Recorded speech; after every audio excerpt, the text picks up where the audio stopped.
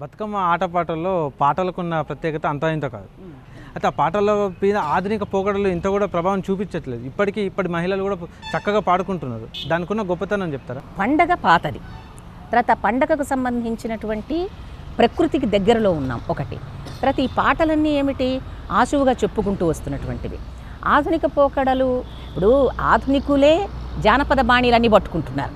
అలాంటప్పుడు ప్రజలు ఆ బాణీలను వదులుకునే ప్రసక్తి లేదు. అది వాళ్లకు జన్మసిద్ధంగా లభించినవి, సంస్కార సిద్ధంగా లభించినటువంటి రూపాలవి.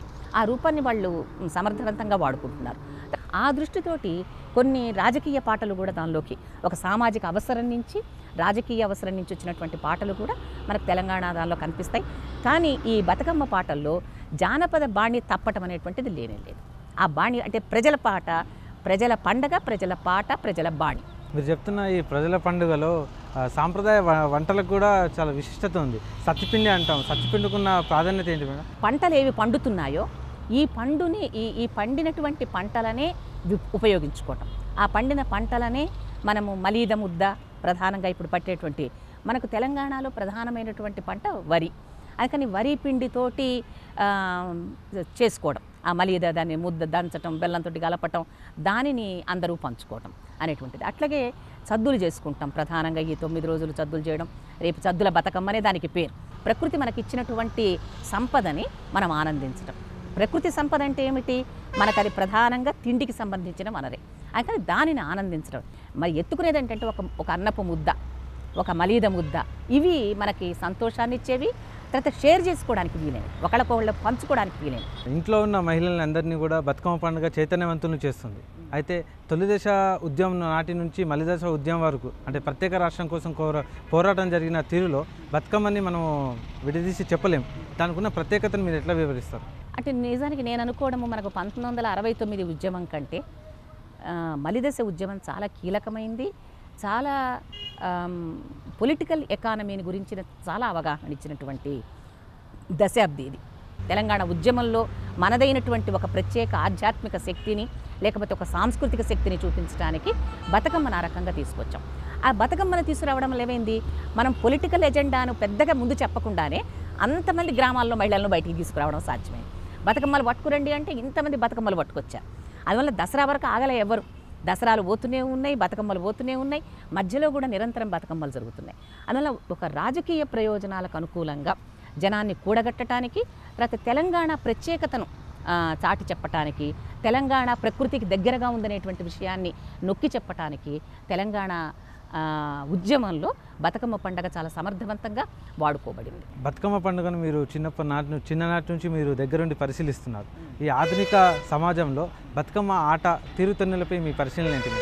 అయితే బతుకమ్మ పండుగలో నిజానికి చాలా సాధారణమైనది. ఎందుకంటే సాధారణమైన పూలు, సాధారణమైనటువంటి వస్త్రధారణ. కానీ మన సంపదలు పెరిగే కొద్దీ అది సంపదల వ్యక్తీకరణగా కూడా తయారైంది. ఇప్పుడు ఈ రోజున బతుకమ్మ ఆడడానికి పోయే వాళ్ళల్లో మనకు చాలా తారతమ్యం. ఇప్పుడు ఊళ్ళల్లో ఆడినప్పుడు నీకు పెద్ద బ్రాహ్మణ కులపు వాళ్ళు ఆడుకున్న దానికి, లేకపోతే ఇంకొక అగ్రవర్ణం ఆడుకున్న దానికి, లేకపోతే బహుజనులు ఆడుకున్న దానికి పెద్ద తేడా లేదు. కొద్దిగా చీర ఖరీదులో కొంచెం తేడా తప్పితే నగలు దాదాపు అందరికీ ఒకటే. వాళ్ళు పూసలు వేసుకున్నారు, వీళ్ళేదో ఒక చిన్న మంగళసూత్రం ఉండేదేమో. కానీ మనకి ఈ 10-12 ఏళ్లలో బాగా వ్యాపారీకరణ పెరిగిపోయింది, ప్రపంచీకరణ పెరిగింది, వస్తుజాలం బాగా వచ్చేసింది సమాజంలోకి, ప్రజల మధ్య అంతరాలు బాగా పెరిగిపోయాయి. ఈ తేడాలు ఒక రకంగా బతుకమ్మ పండుగలో కూడా కొద్దిగా ఈ రోజున ప్రతిఫలిస్తున్నాయని అనుకోవచ్చు. వ్యాపారాల్లో పోటీలాగానే బతుకమ్మలని ఎవరెంత పెద్ద బతుకమ్మ వేరిస్తే వాళ్లకు బహుమతులు అనేటువంటిది ఒక కాన్సెప్ట్ పెరిగింది. అట్లాగే ఆ బతుకమ్మలను స్పాన్సర్ చేసేవాళ్ళు తమ వ్యాపారాలు, ఒక కారపు కంపెనీ, కారాలు ప్రొడ్యూస్ చేసే కంపెనీ, ఆ కారానికి అడ్వర్టైజ్మెంట్ కోసం బతుకమ్మలను వాడు. అంటే బతుకమ్మ ప్రకృతి వనరైన బతుకమ్మ వ్యాపారపు సరుకు కావడం, తర్వాత వ్యాపారాన్ని ప్రమోట్ చేసేటువంటి ఒక అంశం కావడం కూడా జరుగుతున్నది. ఇది కొంత మనం బాధపడాల్సినటువంటి విషయమే.